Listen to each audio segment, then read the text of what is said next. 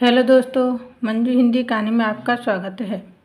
आज की कहानी है वो माँ थी या कोई फरिश्ता।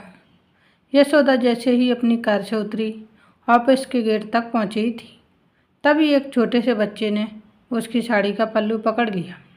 मम्मी, मुझे छोड़कर क्यों चली गई? यशोदा अपना पल्लू छुड़ाकर बोली, अरे कौन है तू और क्या बकवास कर रहा है? इससे पहले कि बच्चा कुछ कहता, गेट कीपर भागता हुआ आया और बोला, माफ़ करना मैडम, मैं इसे देखता हूँ, आप जाइए। यशोदा तेज कदमों से आगे बढ़ गई। गेट पार कर आगे जाते समय उसने फिर एक बार पलटकर देखा। गेट कीपर उस बच्चे को भगा रहा था, लेकिन वो बार बार अंदर जाने की जिद कर रहा था। यशोदा लिफ्ट की ओर बढ़ गई। अपने केबिन में पहुंचकर वह अपने काम में जुट गई। बहुत ज़्यादा काम पेंडिंग था। दोपहर कब हो गई पता ही नहीं चला। लंच के समय वह अपना खाना खाने बैठी, तभी उसे उस बच्चे की याद आ गई। यशोदा ने जल्दी से अपना टिफ़िन ख़त्म किया और वह उस गेट कीपर के पास पहुंच गई। यशोदा ने दर दर देखा, लेकिन बच्चा कहीं नज़र नहीं आया। गार्ड भैया, वो बच्चा कौन था? यशोदा ने पूछा तो गार्ड बोला, मैडम, उसकी आप चिंता ना करें, अब वो आपको परेशान नहीं करेगा। मैंने उसके बाप से उसकी शिकायत कर दी थी, वो उसे यहाँ से ले गया। वो तो ठीक है, लेकिन वो ऐसे क्यों बोल रहा था? यशोदा की उत्सुकता बढ़ती जा रही थी। गार्ड ने कहा, भले घर का बच्चा है मैडम, उसकी माँ गौरी इसी बिल्डिंग में साफ सफाई का काम करती थी। उसका बाप शराबी है, सारा दिन शराब पीकर पड़ा रहता है। एक दिन जब वो घर पहुंची तो पति पत्नी में झगड़ा हो गया। गौरी का सिर दीवार में लगा और वो चल बसी। अब ये बच्चा यहीं घूम घूम कर भीख मांगता है।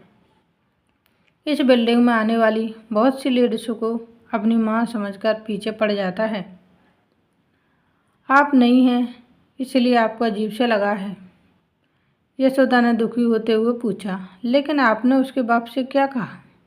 गार्ड बोला, मैंने उससे कहा कि अगर आज के बाद ये बच्चा यहाँ नज़र आया तो तुझे पुलिस में पकड़वा दूंगा। वह उसे मारते हुए घर ले गया। दुख तो बहुत हुआ, लेकिन कर भी क्या सकते हैं, इसकी रोज़ कंप्लेंट आती है।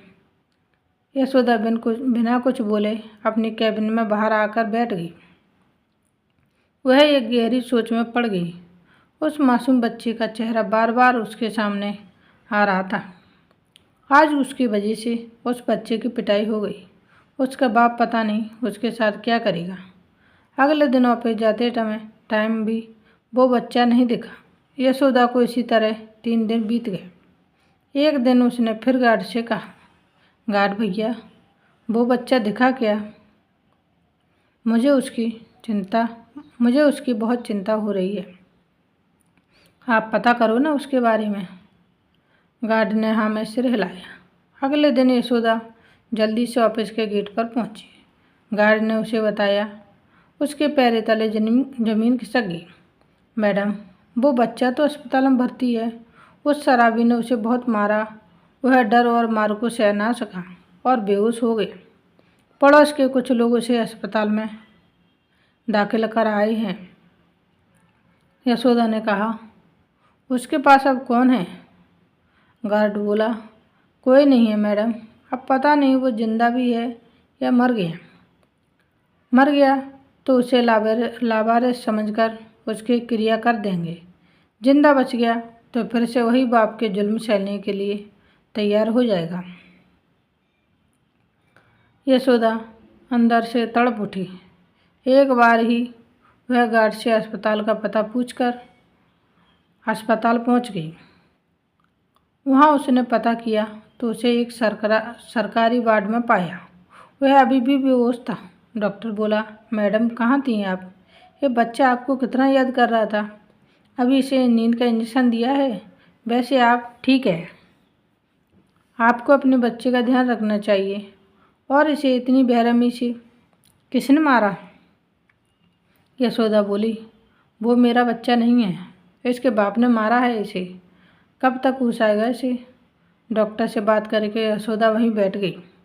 एक बार मम्मी बोलने से जो अनजान सा रिश्ता बन गया था उसे निभाते हुए शाम तक बैठी रही। शाम को बच्चे को होश आया।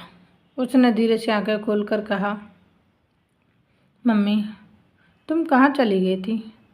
देखो पापा ने मुझे कितना मारा है। मम्मी यशोदा ने उसे प्यार से गले लगा लिया। बस बेटा, अब तुझे कोई नहीं मारेगा।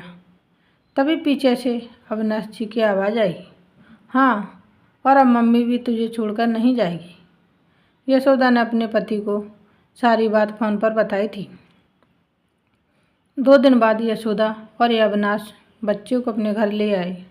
अविनाश ने बच्चे को गोद लेने के कागज़ बनवाकर गार्ड और दूसरे लोगों को इकट्ठा करके उसके बाप से पेपर साइन करा लिए। बदले में उसके बाप को 10,000 रुपये देने पड़े। अविनाश और यशोदा ने बच्चे का नामकरण करवाया। उसका नाम सौरभ रखा। आज की कहानी यहीं समाप्त होती है। मिलते हैं नई स्टोरी वीडियो के साथ। Thanks for watching. Please like share and subscribe. धन्यवाद दोस्तों। Bye bye.